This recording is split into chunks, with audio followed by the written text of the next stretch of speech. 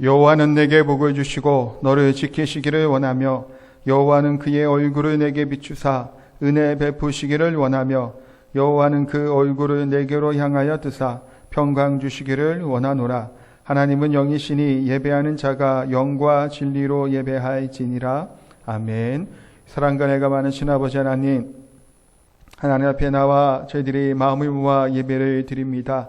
은혜와 복을 주시기에 기뻐하시고 약하고 연약한 우리들을 찾아오셔서 우리를 만나주시고 회복시켜 주기를 소원합니 저희들의 예배를 하나님 기뻐 받아주시고 처음부터 마치는 순간까지 힘을 다하고 마음을 다해 하나님께 예배하는 복된 시간이 되게 하여 주시옵소서. 감사드리며 예수님의 이름으로 기도하옵나이다. 아멘. 다 함께 일어나셔서 찬송가 29장 찬양합니다.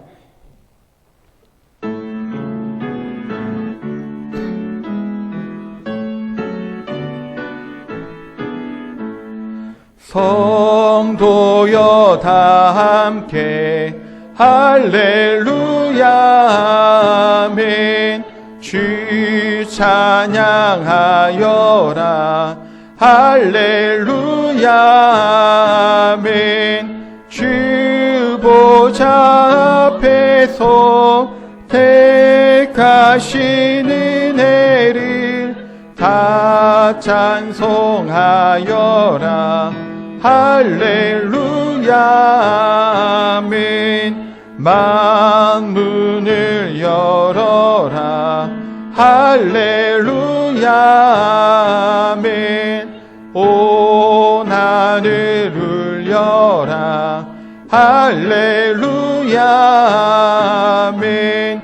인도자 되시며 친구가 되신 주 그 사랑 끝없다 할렐루야 아멘.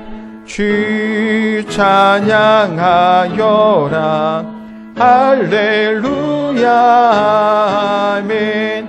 찬양은 끝없다 할렐루야 아멘. 거룩한 집에서 준총 기리며 네 찬송 부르자 할렐루야 아멘. 아멘. 교동문 97번입니다.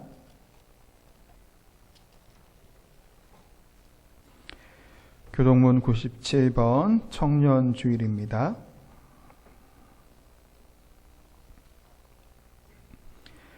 너는 청년의 때에 너의 창조주를 기록하라. 곧 공고한 날이 이르기 전에 해와 빛과 달과 별들이 어둡기 전에 청년이여 내 어린 때를 즐거워하며 내 청년의 날들을 마음에 기뻐하여 마음에 원하는 길들과 내 눈이 보는 대로 행하라.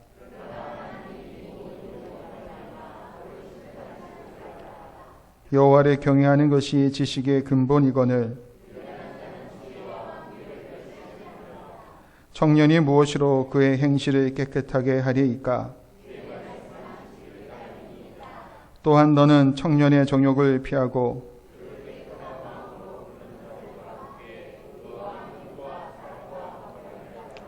주의 권능의 날에 주의 백성이 거룩한 옷을 입고 즐거이 헌신하니 새벽 이슬 같은 주의 청년들이 주께 나오는도다. 아멘. 사도신경으로 신앙 고백드립니다. 나는 전능하신 아버지 하나님 천지의 창조주를 믿습니다. 나는 그의 유일하신 아들 우리 주 예수 그리스도를 믿습니다. 그는 성령으로 잉태되어 동정녀 마리아에게서 나시고 본디오 빌라도에게 고난을 받아 십자가에 못 박혀 죽으시고 장사된 지 사흘 만에 죽은 자 가운데서 다시 살아나셨으며 하늘에 오르시어 전능하신 아버지 하나님 우편에 앉아 계시다가 거기로부터 살아있는 자와 죽은 자를 심판하러 오십니다. 나는 성령을 믿으며 거룩한 공교회와 성도의 교제와 죄를 용서받는 것과 몸의 부활과 영생을 믿습니다. 아멘. 자리에 앉아서 찬송가 575장 찬양합니다.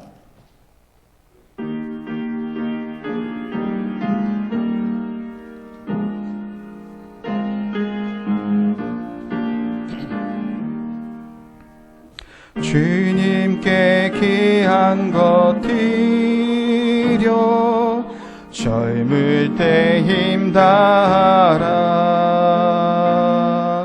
진리의 싸움을 할 때 열심을 다하여라. 모범을 보이신 예수 굽히지 않으셨네. 너희는 충성을 다해 주님을 섬기어라. 주님께 귀한 것 드려 젊을 때 힘다하라. 구원의 갑주를 입고 끝까지 싸워라. 주님께 귀한 것 드려 내 몸과 내 마음도 주위의 모든 것 바쳐 힘다해 섬기어라. 독생자 보내신 성부 은혜를 베푸시니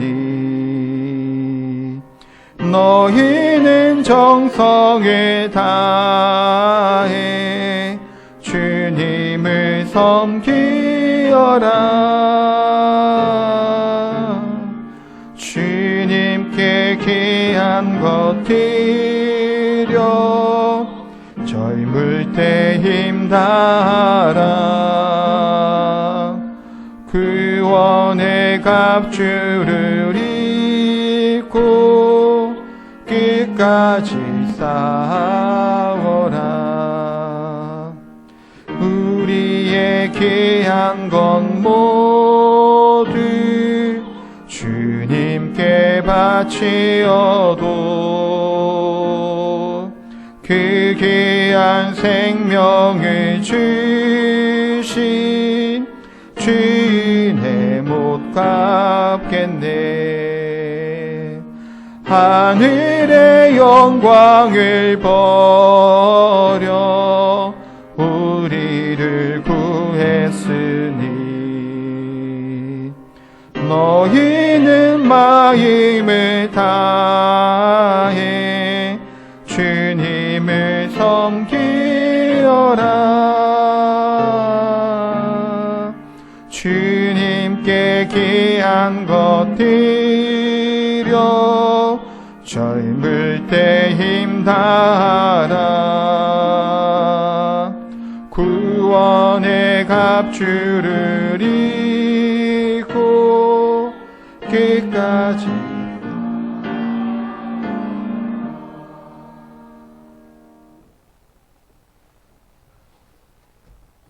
기도하시겠습니다. 할렐루야. 사랑이 많으시고 은혜가 풍성하신 하나님 아버지, 주님의 사랑으로 저희들 지켜주시고 인도하심을 감사드립니다. 삶 속에서 알고 지은 죄, 또 모르고 지은 죄를 이 시간 주님 앞에 회개합니다. 주님의 보혈의 피로 정케하사 눈보다 희게 하여 주시옵소서. 이 시간 많은 문제를 가지고 나온 성도들에게 주님께서 위로하여 주시고 해결받는 귀한 시간이 되게 하여 주시옵소서. 그리고 그동안 저희들 코로나로 인해 사회적 거리두기로 화성 예배를 드렸는데 다시금 성전에서 예배를 드리게 하심을 감사드립니다. 지금도 지구 곳곳에서 코로나로 인해 병마와 싸우고 있으며 절망에 빠진 나라들이 많이 있습니다. 진정 이들을 불쌍히 여기시고 이 병마를 물리쳐주시고 일상으로 돌아올 수 있도록 회복시켜 주시옵소서. 이 나라의 민족을 위해 기도합니다. 이 나라의 민족이 정치, 경제, 사회적으로 안정되게 하시고 남과 북이 평화적으로 통일이 되게 하옵소서. 또한 이 제주를 사랑하심을 감사드립니다. 제주의 많은 우상들을 깨트려 주옵시고 이 제주 땅이 복음화되게 하옵소서. 제주를 찾는 많은 이들에게 주님을 증거하는 귀한 선교의 땅이 되게 하옵소서. 제주 평안교회를 사용하여 주셔서 죽어져가는 영혼들을 구원하는 구원의 방주 역할을 잘 감당하게 하옵소서. 교회 각 기관들이 있습니다. 각 기관들을 부흥시켜 주옵시고 교회가 날로 성장하게 하옵소서. 목사님과 성도들이 주의 뜻에 따라 주의 일을 잘 감당하게 하옵시고 서로 협력하여 선을 이루게 하옵소서. 병마와 싸우고 있는 박근배 집사님, 주님 회복시켜 주시고 또 이렇게 주님적으로 인도하심을 감사드립니다. 진정 그 앞길도 주님께서 주장하여 주시고 앞으로 더욱더 강건함으로 지켜주시길 원합니다. 그리고 강리한 어린이 주님 기억하여 주옵시고 강건하게 회복될 수 있도록 주님 도와주시옵소서. 그 가정들을 지켜보아여 주시옵소서. 또 이 시간 말씀 전하실 목사님에게 성령님이 함께 하시어 하나님의 말씀을 대안하게 하시고 말씀을 통해 은혜 받는 귀한 시간이 되게 하옵소서. 오늘도 성도들 간에 서로 교제를 나누는 귀한 시간들이 되게 하옵시며 주님이 우리들을 사랑하사 자신을 내어주며 피 흘려 우리를 구원하신 귀한 사랑을 잊지 않고 날마다 감사하며 살게 하옵소서. 늘 감사드리며 우리를 구원하신 예수님의 이름으로 기도드립니다. 아멘.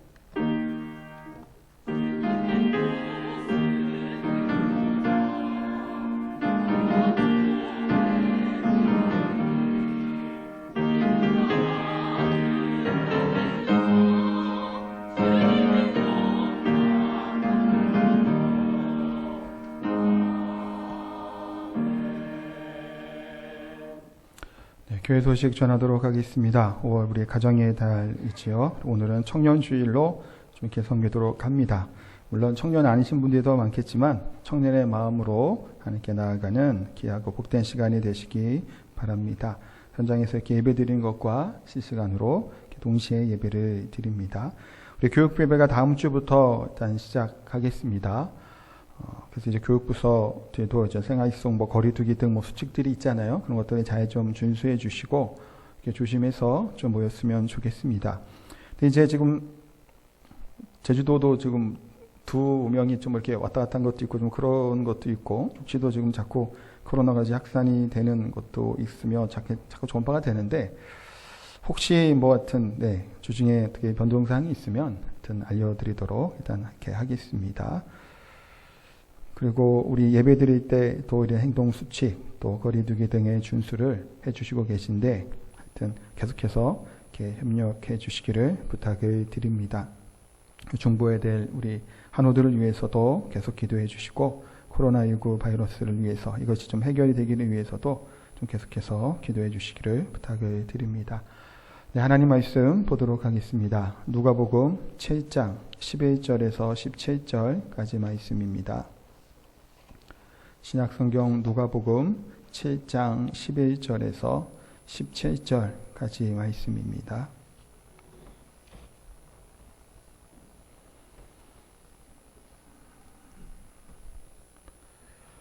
우리 교독하도록 하겠습니다. 그 위에 예수께서 나인이란 성으로 가실새 제자와 많은 무리가 동행하더니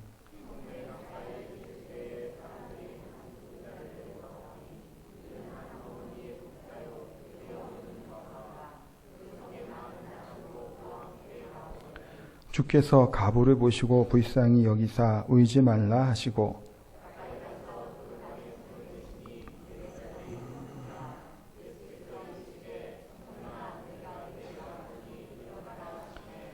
죽었던 자가 일어나 앉고 말도 하거늘 예수께서 그를 어머니에게 주시니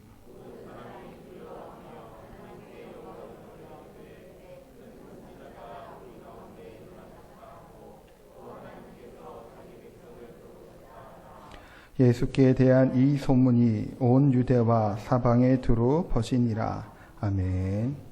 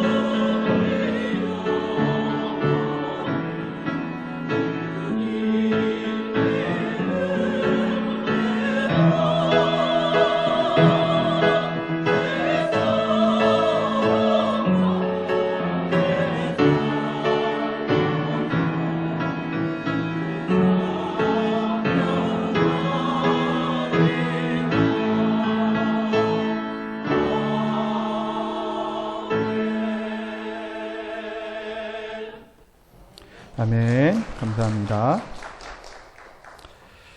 지금 이제 학교 학생들은 학교를 지금 순차적으로 가고 있습니다. 1, 2학년들도 이제 지난주부터 이제 학교를 가고 있지요.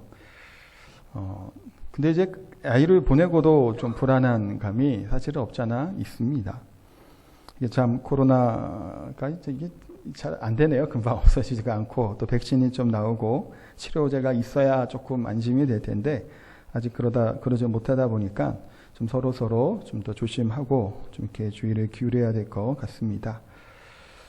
교육부에서 매년 이제 학생들의 희망 직업을 이제 조사를 합니다. 작년 이제 초등학교 희망 직업 순위를 보니까 1위가 운동선수고 2위가 교사, 3위가 크리에이터, 4위가 의사, 5위 요리사, 6위 프로게이머, 7위는 경찰, 8위는 법률 전문가, 9위는 가수, 10위는 뷰티 디자이너 순으로 이제 나타났다고 합니다. 여기 보면 1위 운동선수는 누구 때문에 운동선수 되고 싶어 할까요? 제가 볼 때 아마 손흥민 때문이 아닌가라는 싶은 생각이 들어요. 제 조카도 이제 축구 선수 되고 싶다 그러고 저희 아들도 하여튼 그런 얘기를 좀 몇 번 했으니까. 그리고 크리에이터 같은 경우는 이제 유튜버라고 합니다. 이렇게 조카가 이제 너 뭐가 되고 싶니?라고 얘기를 하던 걸 들었는데 5학년, 6학년 정도가 되면 유튜버가 되고 싶답니다. 게임 유튜버가 되어서 돈을 좀 많이 벌고 그 다음에는 축구를 해서 축구 선수가 된 다음에 한 35살까지 축구 선수 한 이후 그 후에는 요리사가 되고 싶다라고 하는 얘기를 하더라고요. 요 세 가지가 지금 요 순위에 다 들어가죠. 그만큼 아이들이 좋아하는 이제 직업들이다라는 생각을 해보게 됩니다. 중학생 1위는 교사입니다. 2위는 의사, 3위 경찰관, 4위 운동선수, 5위 뷰티 디자이너, 6위는 요리사, 7위는 군인, 8위 공무원, 9위는 컴퓨터 공학자, 소프트웨어 개발자, 10위는 간호사 등이었고 고등학교 1위는 교사, 2위 경찰관, 3위 간호사, 4위 컴퓨터 공학자, 5위는 군인, 6위는 생명자연과학기 연구원, 7위는 건축가, 8위 항공기 승무원, 9위는 공무원, 10위는 경영자 순으로 나타납니다. 여기 보면 이제 학년이 높아질수록 조금 더 희망하고 있는 직업이 좀 뚜렷해지는 것을 보게 되는 것이 이제 그 현상인 것 같고 또 다른 하나는 뭘까요? 저학년 때, 초등학교 때 하고 싶어져 했던 것들은 그냥 정말 하고 싶은 걸 적는데 중학생이 되고 고등학생이 되면 조금 더 안정적인 직업을 갖고자 하는 것을 보게 됩니다. 중학생, 고등학생 공통적으로 1위는 교사입니다. 교사뿐만이 아니라 경찰관, 군인, 공무원들도 다 대부분 안정적인 직업을 가지고 있는 사람들입니다. 그런데 1위하고 2위의 퍼센트 차이가 2배가 이상 납니다. 2위부터 나머지까지는 비슷하게 조금씩 차이가 나는데 1위가 2위보다는 2배 가까이 더 많다라는 것을 보게 돼요. 그만큼 안정적인 직업들, 좀 편안한 좀 이렇게 그런 것들을 좀 추구하는 우리 어린 아이들이나 청년들의 모습을 볼 수 있습니다. 왜 이런 현상들이 일어나게 될까요? 한때 막 유행처럼 얘기했던 것들 아시잖아요. 신종 계급화되는 것들, 흑수저다, 금수저다, 얘기하는 것들 다들 아실 거예요. 개천에서 용이 나지 않는다라는 얘기도 참 많이 했었습니다. 해조선이라는 단어들도 몇 년 전에는 참 그 인터넷상에서 많이 나왔던 단어입니다. 무슨 3포, 2포, 5포, 다포, 그런 얘기도 많이 들어보셨잖아요. 모든 것을 포기한다라는 얘기를 하죠. 뿐만 아니라 자녀 출산율이 0.9%인가 8% 정도예요. 굉장히 낮죠. 한 명도 낳지 않는다라고 얘기할 만큼 자녀를 출산하려고 하지도 않습니다. 그러다 보니까 위에 지금 조사된 것들, 교육부 조사, 초등학생, 중학생, 고등학생에 나타나는 희망 직업에 대한 내용이 왜 이런 직업이 나올까요? 그만큼 안정적인 또 나름대로 뭔가 태어났을 때의 그런 신분의 격차에 관여하지 특별히 중요하지 않을 것 같은 이제 교사와 같은 공무원 같은 경우 그런 것들을 선호하는 현상들이 나타나는 것을 보게 됩니다. 물론 교사가 되기 위해서 사범대에도 가야 되죠. 경쟁률이 어마어마하다고 합니다. 요즘에는 쉽지는 않겠습니다만은 그래도 안정적인 직업도 이런 찾는 것은 이런 현상이다라는 것들을 생각해 보게 됩니다. 그러니까 요즘 청년이라고 하는 단어를 얘기할 때 예전과는 많이 다름을 보게 됩니다. 청년이라고 얘기를 하면 어떤 이미지나 생각이 떠오르시나요? 또 힘 있는 시대, 열정과 비전, 막 그런 게 떠오르는 것이 청년의 시대예요. 뒤에도 여기 청년들이 좀 몇 앉아 있는데 어떤가요? 열정이 있고 비전이 있고 꿈이 있고 뭔가를 다 이룰 것 같은 막 그런 것들이 끌어오르시나요? 아니면 어떻게 하면 안정적으로 수입을 벌어들일까 하는 생각을 갖게 되나요? 아마 지금 시대는 그렇게 힘과 열정, 비전을 얘기하는 시대는 아니지 않나라는 생각들을 해보게 됩니다. 어떤 목사님은 그 청년을 현존하는 미래라고 하는 표현을 쓰시고 또 다른 분은 미래를 열어가는 사람들이라고 부르기도 합니다. 공통적인 것은 뭔가요? 미래라고 하는 단어가 들어가는 것. 그러니까 앞으로 이 청년들에 대한 그런 시간과 열정이 있기 때문에 앞으로의 미래를 열어갈 수 있는 가능성이 있는 존재들이다라는 얘기입니다. 근데 청년의 시대에 청년 때 열정이 없고 비전이 없고 미래를 열어갈 힘이 없다라면 그 삶의 모습은 어떨까라고 하는 걱정과 염려가 되기도 합니다. 근데 많은 믿음의 선진들 중에서 20대에 청년의 시절에 놀라운 일들을 행했던 사람들이 있습니다. 언더우드 선교사, 아펜젤러, 또 지난번에 소개했던 토마스 선교사 같은 경우는 어떤가요? 20대예요. 지금 생각하면 어린 나이죠. 그 젊고 정말 어린 그 나이에 비전을 갖고 저 먼 나라로 우리와 같은 조선이라 조그마한 이 나라에 와서 생명을 바쳐가며 하나님의 복음을 전했던 사람들입니다. 구세군 창작 윌리엄 부스 같은 사람도 마찬가지예요. 대부분 많은 믿음의 사람 20대에 그런 일들을 했던 것을 보게 됩니다. 우리나라 일제강점기 때는 어땠나요? 젊은 청년들이 생명을 걸고 나라와 민족을 위해서 자기의 목숨을 바쳤던 귀한 믿음의 그런 나라를 위해 애국했던 사람들을 우리가 보게 됩니다. 4월과 5월이 지난 이때는 또 어떤가요? 민주화 운동을 위해서 그 중심에 섰던 사람들은 누군가요? 청년들이었죠. 젊은이들이 그 중심이 되었고 그들의 죽음을 통해서 어른들의 마음을 눈을 뜨게 하고 일깨웠던 그런 새로운 소망과 희망을 품었던 자들이 다 누군가요? 다 젊은이들이었다는 겁니다. 그러나 지금은 젊은 시대들은 어떨까? 처음 얘기한 것처럼 무엇인가 이루고자 하는 상황들과 열정들이 많이 사라진 시대라고 볼 수 있습니다. 청년이라고 하는 이 대상은 보통은 이제 대학교에 들어간 나이죠. 만 19세쯤 될 것 같습니다. 새로운 길, 새로운 환경, 새로운 세계를 향해 나아가는 때가 바로 청년의 때입니다. 요즘 고3 학생들이 공부하는 건 쉽지 않다고 하죠. 학교를 잘 가지를 못하고 가장 먼저 이제 고3들이 개학을 했지만 곳곳에서 확진자가 나오게 됩니다. 그래 염려가 되지 않을 수 없습니다. 준비하고 앞으로 고3들은 사회에 나가고 새로운 세상으로 나가는 이 걸음을 디뎌야 되는 그때에 이 코로나 사태에서 얼마나 그들의 마음이 어렵고 상심이 될까라는 것을 우리가 너무나 잘 알고 있습니다. 희망을 노래하고 희망을 말해야 될 때임에도 불구하고 지금 희망을 이야기하기가 쉽지 않은 시기라는 겁니다. 청년들만이 그렇지 않죠. 우리 또한 마찬가지입니다. 지금 되어지는 이 현상들이나 상황들을 볼 때 요즘 같은 어려운 시기에 이것을 돌파할 수 있는 방법들을 우리가 골똘하게 되는 겁니다. 어떻게 나아가야 될지 또한 우리 말씀을 통해서 그래서 위로와 소망을 받는 시간이 되기를 소원합니다.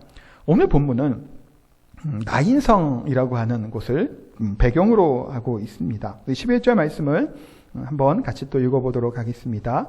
그 후에 예수께서 나인이라는 성으로 가실새 제자와 많은 무리가 동행하더니 예수님께서 나인이라고 하는 성으로 갈 때 제자들이 우르르 같이 몰려서 지금 그 성으로 가던 중이다라고 말씀을 합니다. 또 12절이에요. 12절도 한번 읽겠습니다. 성문에 가까이 이르실 때에 사람들이 한 죽은 자를 메고 나오니 이는 한 어머니의 독자요 그의 어머니는 가부라. 그 성에 많은 사람도 그와 함께 나오거늘. 자, 이 청년이에요. 우리 14절에 보면 청년아 일어나라라고 말씀하시죠. 청년인데 가부의 아들이고 독자라고 소개하고 있습니다. 그 당시 가부들은 어땠을까요? 구약에도 항상 구제해야 될 대상이 고아와 가부입니다. 그들은 사회적인 정말 약자이고 빈곤층이었고 어떻게 스스로의 힘으로 뭔가를 할 수 없는 그런 처지에 처했던 사람이 고아와 가부예요. 지금이야 여성들이 많이 그런 사회적 진출도 많이 하고 할 수 있는 일도 많았지만 당시 고대 시대를 생각을 해보면 여성들이 할 수 있는 일은 사실 많지가 않습니다. 왜냐하면 육체적인 일들이 주를 이루는데 여성의 힘으로, 어린아이의 힘으로 그것을 이루는 것은 어렵지요. 그래서 그들은 구제해야 되고 도와줄 존재로 성경은 이야기를 합니다. 그러니 가부가 되었고 또 얼마나 그 여인의 삶의 모습들이 고단하고 힘들었을까라는 것을 우리가 너무나 잘 알 수 있습니다. 아마 극심한 가난이 있었고 고통 가운데 이 여인은 눈물을 흘렸던 날이 하루 이틀이 분명히 아니었을 겁니다. 그랬던 이 여인에게 희망은 누구였을까요? 이 아들이죠. 소망을 잃어버릴 것 같은 지금 자신에게 이 아들이 장성하여지기를 소원하고 기다렸을 겁니다. 그래서 마음을 다하고 힘을 다해서 이 아이를 어떻게 하면 잘 키워낼까? 또 심처만 정성을 다해서 아이가 이를 키워냈을 거예요. 그런데 보세요. 이 아이가 청년이 되었고 성인이 되었습니다. 청년아 불렀으니까 분명히 성인이 된 거겠죠. 그런데 이 나이가 되었을 때 어땠을까요? 이제 우리 집에도 희망이 생겼구나. 내 이 아들이 이 집안의 기둥과 같이 든든하게 서서 우리 가문을 이끌어가겠구나라는 희망을 가졌을 겁니다. 아마 이 아들이 장성한 것으로 인해 위로와 힘을 얻었겠죠. 그런데 지금 오늘 본문의 도대체 어떤가요? 그 아들이 죽은 겁니다. 하나밖에 없었던 이 아들이, 그 아들만 바라보고 그 아이들을 키웠던 이 어머니, 그 눈물이 마르지 않았을 겁니다. 더 이상 흘릴 눈물이 없을 만큼 애통하고 비통하는 가운데 아마 이 아들의 장례를 치렀을 거예요. 동네 사람들은 어땠을까요? 남편을 먼저 장례를 치렀겠죠, 같이. 그리고 나서 아들이 또한 죽어나간 겁니다. 함께 애통하는 마음으로, 안타까운 마음으로 같이 장례를 준비하였을 겁니다. 그러니 많은 무리가 함께 장례를 준비하는 것이라고 성경은 이야기해요. 그런데 이 사람의, 이 아들의 죽음에 이 가부의 안타까움만 생각이 들었을까? 또 다른 말이 분명히 있었을 겁니다. 같은 모습을 보고 또 다른 생각과 말들은 무슨 말이 있었을까요?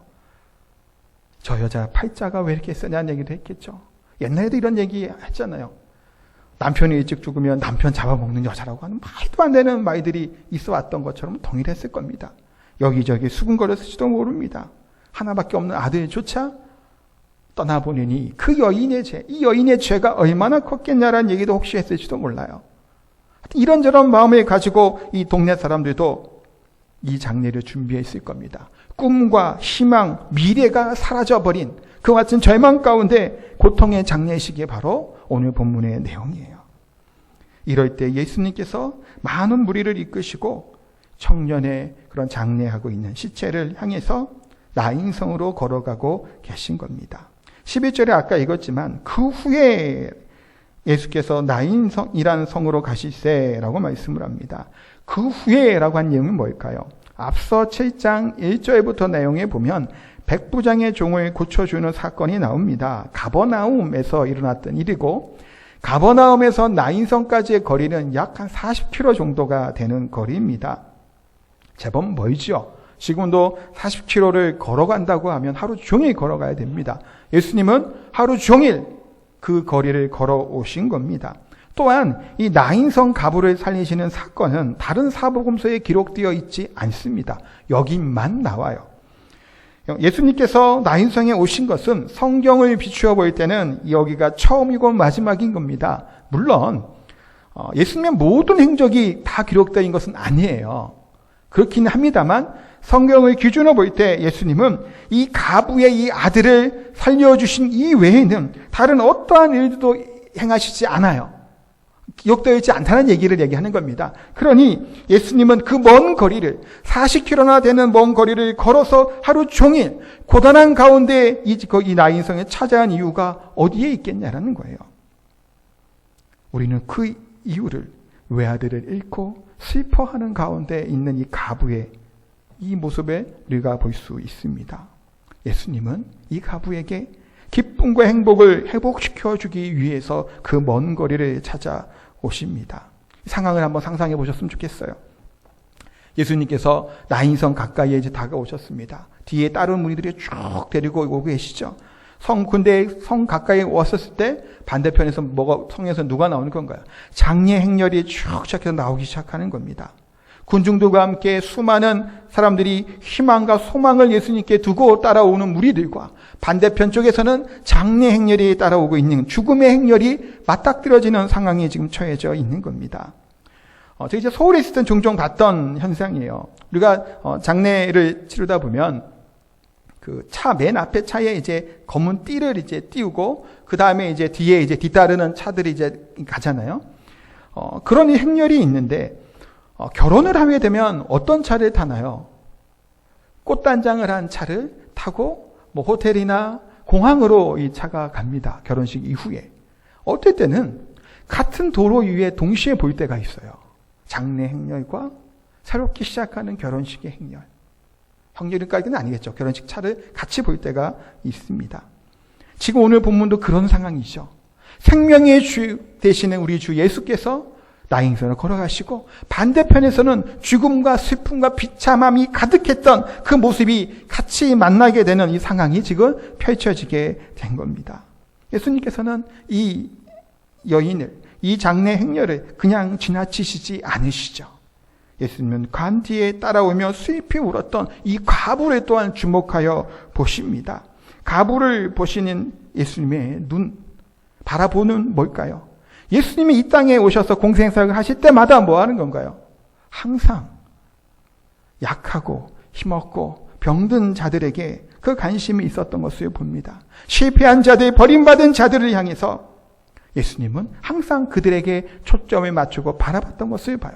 공관복음에서도 보면 보셨다고 하는 말이 한 40여 번 정도 나온다고 합니다. 마태복음 9장 36절에도 무리를 보시고 불쌍히 여기시니, 오늘 본문 13절에도 주께서 과부를 보시고 불쌍히 여기사 울지 말라 하시고, 예수님은 과부를 바라보시는 겁니다. 얼마나 고통 가운데 있을까? 얼마나 슬픔 가운데 있을까? 얼마나 그 마음이 찢어지고 고통스럽고 괴로운 가운데 있을까?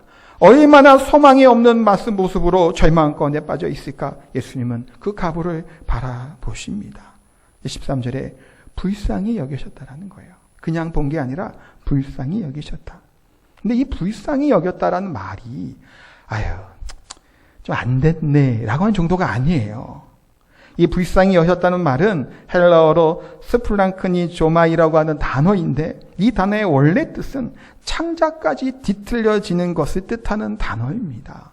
그냥 조금 불쌍하다, 연민을 느낀다라는 게 아니라 성내장과 창자가 뒤틀릴 것 같은 고통의 마음을 안고 이 과부를, 이 여인을 바라본 겁니다. 성경에 사복음서에 곳곳에 예수님께서 불쌍히 여기셨다고 이 단어가 나올 때마다 무슨 일이 일어나게 되나요? 기적들이 일어났던 겁니다. 예수님이 불쌍히 여겼던 그때마다 반드시 예수님은 그냥 지나치지 않고 그 사람들을 도와주고 회복시켜주고 고쳐줬던 것들을 보게 됩니다. 왜 그럴까요?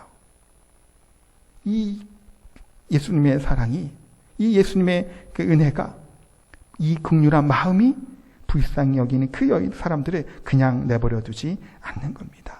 그래서 예수님은 어떻게 하나요? 장례 행렬에 가까이 갑니다. 그리고 메고 가는 관의 손을 대시죠. 근데 유대 그 시대의 관이 뚜껑이 없습니다. 왜 뚜껑이 없을까요? 우리는 땅에 묻잖아요. 그러니 뚜껑을 다 닫아서 간이 땅에다 이제 묻으려고 이렇게 하지만 유대는 그렇지 않습니다. 간에 이제 묘지에다 집어 넣죠. 예수님도 그런 것처럼. 그래서 보통 이제 연못하든가 이렇게 한번 준비하고 세마포로 몸을 똘똘똘 감쌉니다. 뚜껑이 없는 간에 넣어놨다가 가지고 가서 묘에다 장날을 치르는 거예요. 그럼 예수님께서 간에 손이 되셨다는 얘기는 진짜 간에 되셨을 수도 있고, 한편으로는 위에 뚜껑이 없기 때문에 시신의 손을 얹은 것일 수도 있어요. 이 시신의 손을 얹었던 간의 손이 됐던 듯 간에 이것은 무슨 행위인가요? 율법을 범하는 부정한 행위입니다. 민수기 19장 11절에 보니까 이렇게 말씀하고 있습니다. 사람의 시체를 만진 자는 이래 동안 부정하리니, 시체를 만져서는 안 됩니다. 죽음은 죄의 결과죠. 그렇기 때문에 이 죄의 결과였던 이 죽음에 손에 대는 것은 율법에서 엄격히 금하는 겁니다. 죄를 만지는 것과 또 같기 때문이에요. 예수님께서는 왜 이렇게 손이 되셨을까요? 근데 오늘 본문만이 아니에요. 예수님께서는 나병 환자에게도 그렇죠. 굳이 손을 대세요. 나병 환자도 마찬가지입니다. 나병이 걸린 사람은 부정하다를 외치며 다녀야 돼요. 동네에 같이 들어가지도 못합니다. 나병 또한 하나님의 제 저주로 여겼기 때문에 부정한 자로 여겨졌어요. 그에게 건드리는 자는, 손을 대는 자도 동일하게 부정합니다. 그때도 예수님은 어떻게 하시나요? 그 위에 손을 대세요. 굳이 손이 되지 않아도 됨에도 불구하고 말씀으로 이 세상을 창조하셨던 우리 하나님이 율법을 어기면서까지 손을 대신 겁니다. 왜 그랬을까요? 이 가부의, 이 여인의 안타까운 그 마음, 창자가 뒤틀 연인 같은 그 불쌍히 여기는 마음으로 율법의 문자적인 그런 이해를 뛰어넘는 예수 그리스도의 사랑의 모습이 바로 이와 같은 모습입니다. 예수님은 말씀하시죠. 예수께서 이르시되 청년아 내게 말하노니 일어나라 하시매 안타까운 마음, 불쌍히 여기는 찢어지는 마음을 가지고 이 청년에게 얘기합니다. 일어나라 라고 말씀하셨을 때 어떻게 되나요? 세마포에 쌓여있던 이 청년이 일어납니다. 15절의 말씀에 보니까 그를 어머니에게 주셨다라고 말씀을 해요. 죽었다가 살아난 청년이 어머니 품에 가는 것은 어찌 보면 당연하지요. 그럼에도 불구하고 성경은 어머니에게 다시 줬다고 이야기를 하고 있습니다. 예수님이 이렇게 청년에게 얘기하지 않았어요. 죽었다가 살아났던 이 청년에게 나를 따라 오너라라고 말씀하시지 않은 겁니다. 뭐라는 걸까요? 어머니에게 돌아가라는 거예요. 가서 뭐 하라고요? 그를 봉양하고 그 어머니의 슬픔과 애통, 절망, 좌절 가운데 있었던 네 어머니를 모시고 잘 보살필 것에 대해서 말씀하고 있습니다. 예수님은 이 죽어 있었던 이 청년을 살려주셨죠. 죽음에서 생명을 살려주셨습니다. 그런데 청년만을 살린 것이 아니라 절망과 죽음으로 가득했던 이 어머니를 살려주신 거예요. 청년이야 이미 죽었겠지만 어머니의 그 좌절을, 절망을 예수님이 그냥 지나치지 않은 겁니다. 이는 절망 가운데 휩싸였던 가부에게 희망과 소망과 미래를 열어주시는 하나님의 역사이고 은혜라는 겁니다. 일어나라고 하는 말씀 가운데 우리에게는 뭘까요? 영적으로 잠자던 우리의 영혼이 깨어나고 일어나기를 하나님이 원하시는 겁니다. 또한 이 일어난다고 하는 말 속에는 포함되어 있는 의미가 있는데 뭐냐면 다시라고 하는 말이 들어있어요. 다시 일어나라. 뭐에서부터? 낙심의 자리에서 다시 일어나라. 좌절과 원망, 불평에서 다시 일어나라라는 겁니다. 고통 속에서, 희망이 없는 절망 속에서 다시 일어나라라고 말씀합니다. 사랑하는 성도 여러분, 청년들에게, 또 우리 성도들에게 동일하게 말씀하고 있는 겁니다. 비전이 있고 꿈이 없고 소망이 없는 절망과 있는 청년들을 향해 일어나라고 말씀하시고, 또 우리의 처해 있는 환경들, 풀리지 않는 이런 어려움 가운데 있은 우리들에게도 동일하게 말씀하시는 겁니다. 일어나라라고 말씀하고 있습니다. 희망과 소망을 다시금 품을 것에 대해서 말씀하고 있습니다.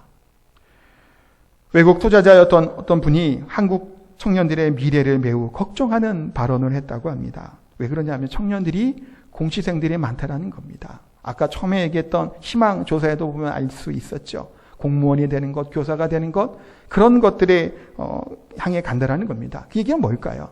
청년들이 열정과 비전이 없다면 이 사회가 더 나은 미래의 모습으로 나아가기가 힘들다라고 하는 모습으로 그 진단을 한 겁니다. 우리가 때로는 그런데 실수할 수 있습니다. 넘어질 수 있죠. 뭔가를 도전하기 두려울 수 있어요. 왜 두려운가요? 실수할까봐, 넘어질까봐, 패배할까봐 두려운 겁니다. 그런데 부끄러운 것은 뭘까요? 패배하는 것이 부끄러운 것이 아니지요. 넘어지는 것이 부끄러운 것도 아닙니다. 그런데 넘어지고 패배했는데 일어나지 못하고 좌절하고 낭망하여 있는 것이 부끄러울 뿐이에요. 후나이 유키오라고 하는 사람이 셀프 매니지먼트에서 이렇게 얘기를 했답니다. 일단 도전해보고 실패하는 것은 부끄러운 일이 아닙니다. 오히려 도전해 보려고도 하지 않은 것이 부끄러운 일입니다. 어떤 일이든 부끄러워하지 않는 사람은 나이와 상관없이 젊은이라고 말할 수 있습니다. 라고 했대요. 실패하는 것, 부끄러운 일이 아니라는 겁니다. 넘어지는 것 아니죠. 그러나 성공 시도조차 하지 않는 것은 창피하고 부끄러울 뿐이라는 겁니다. 우리는 늘 넘어지죠. 끝까지 온전하게 살아가 있는 사람이 아무도 없습니다. 엘리야를 잘 아실 거예요. 엘리야가 누군가요? 불의 선지자입니다.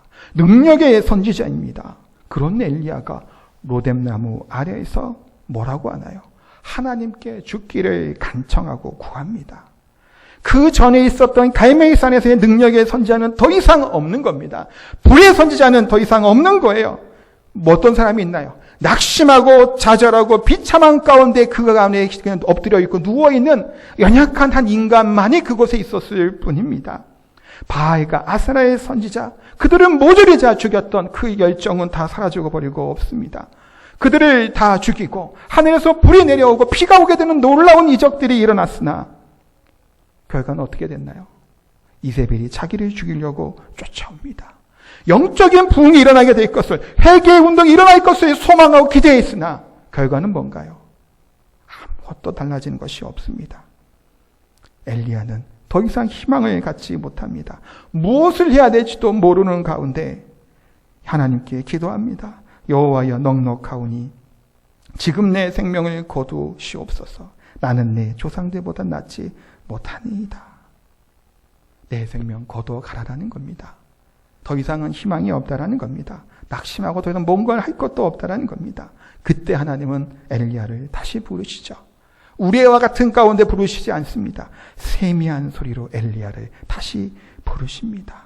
절망과 소망이 없었던 이 엘리야를 하나님은 다시 일으켜 세워 주십니다. 로마서 8장 31절 말씀을 같이 우리 읽도록 하겠습니다. 그런즉 이 일에 대하여 우리가 무슨 말하리요? 만일 하나님이 우리를 위하시면 누가 우리를 대적하리요?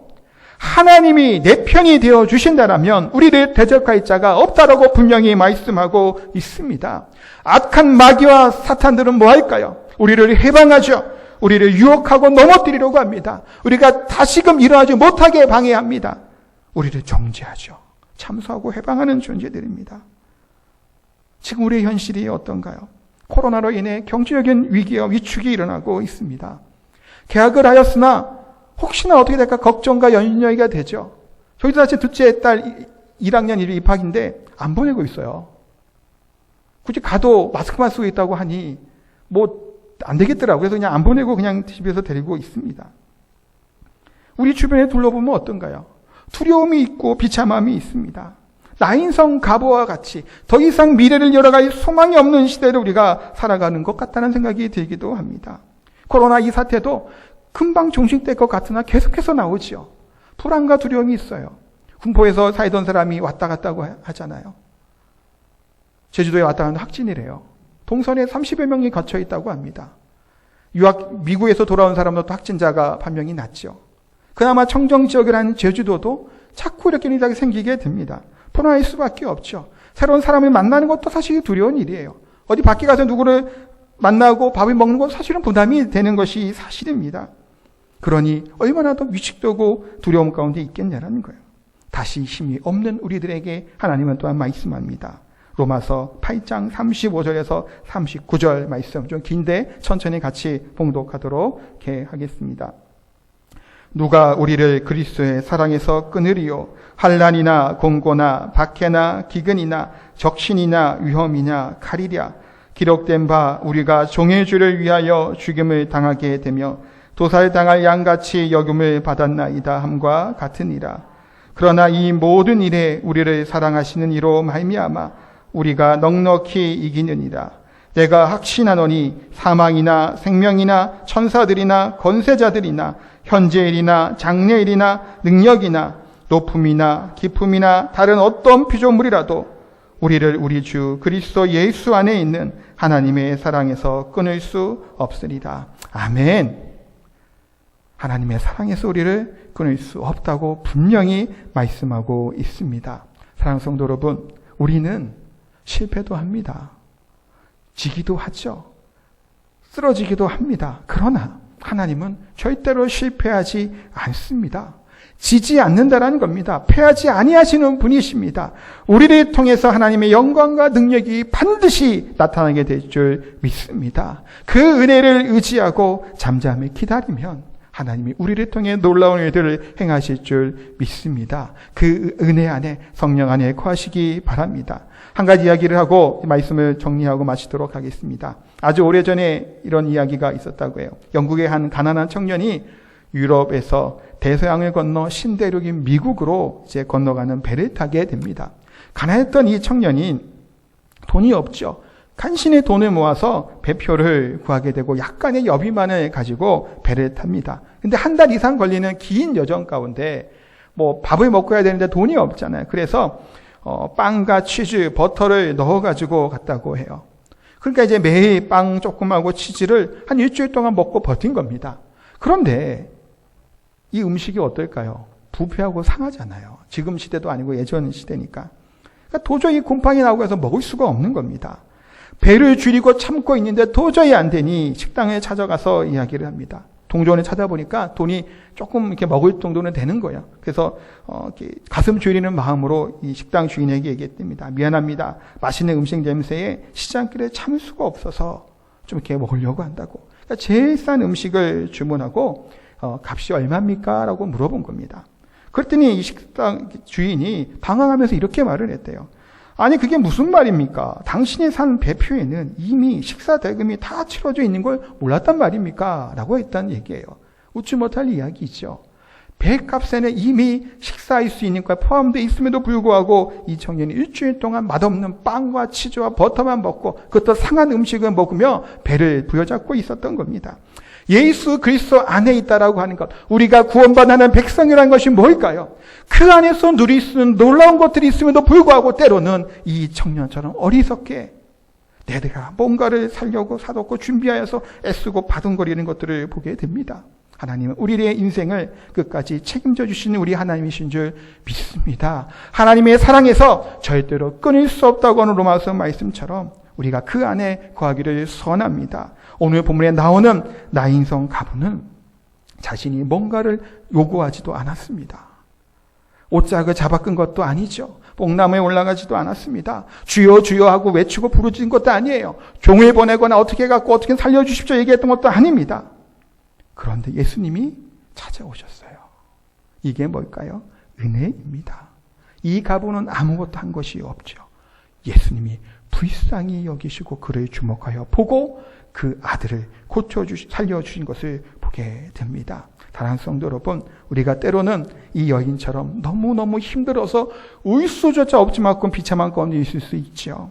주변의 환경과 상황들이 해결할 방법이 없은 절망 가운데 빠질 때도 있습니다. 그때 우리 주님은 우리를 찾아오셔서 말씀합니다.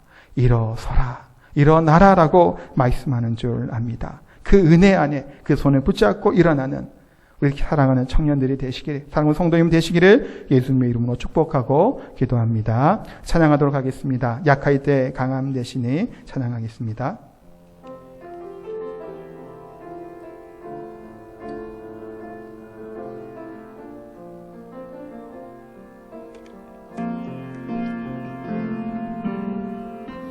약할 때 강함 대신에 나의 보배가 되신 주 나의 모든 것,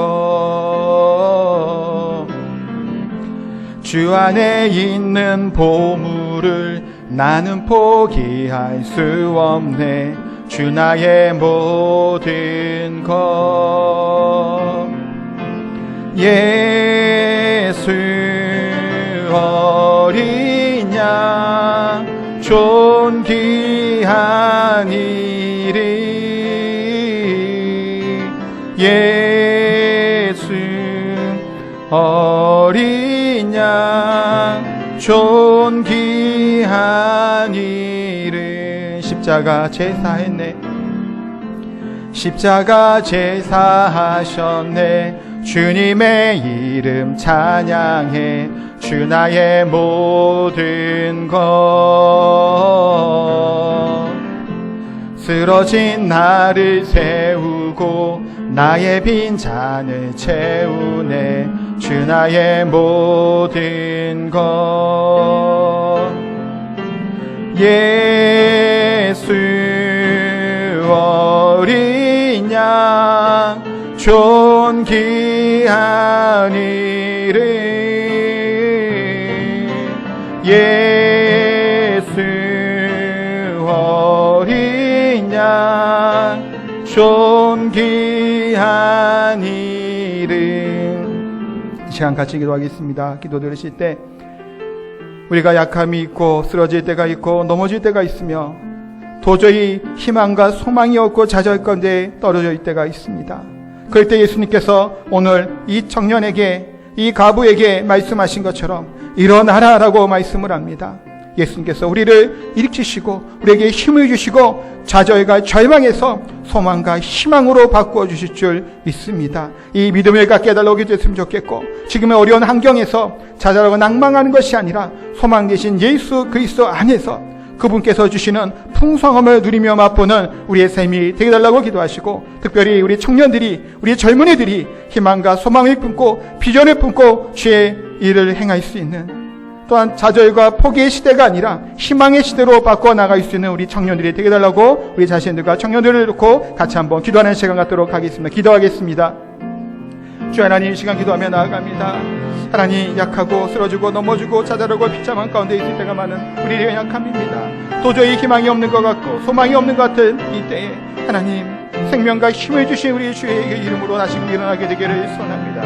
일어나라 라고 말씀하시는 말씀 앞에 일어나게 하여 주시옵소서.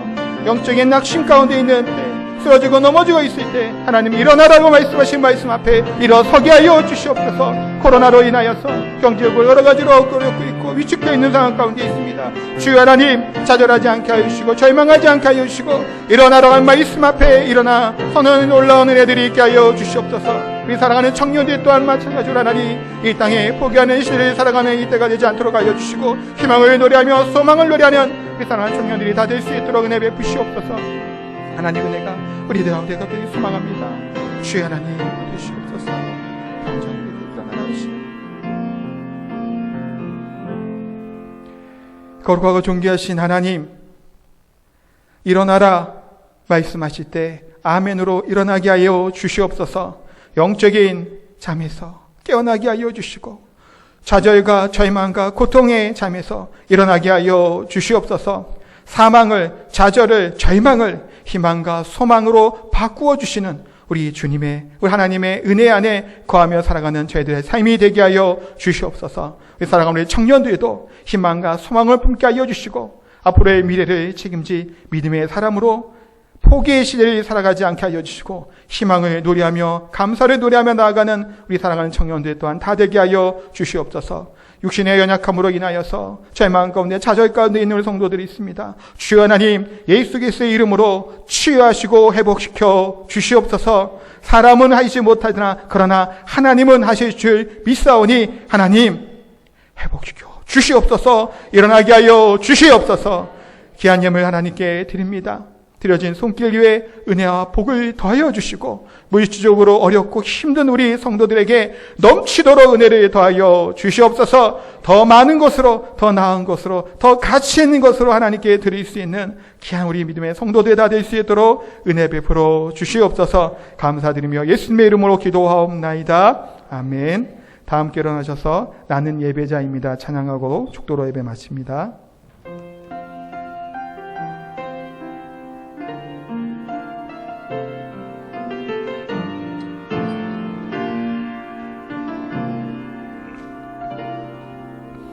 나는 하나님을 예배하는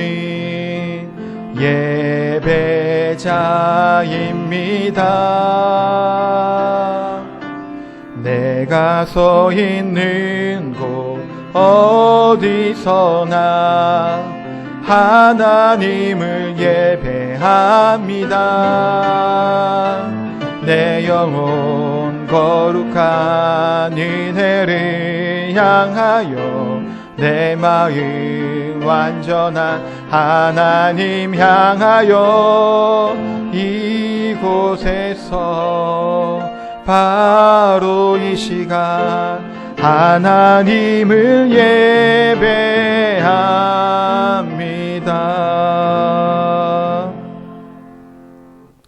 이제는 우리 구주 예수 그리스도의 은혜와 하나님 아버지의 극진하신 사랑과 성령의 교통하심이 일어나라 하고 하시는 말씀 앞에 순종하며 힘을 얻고 희망을 품고 일어나기를 선하고 다짐하는 우리 상한 성도님들 머리머리 위에 가정과 교회 위에 영원히 함께 하시기를 축원하옵나이다. 아멘.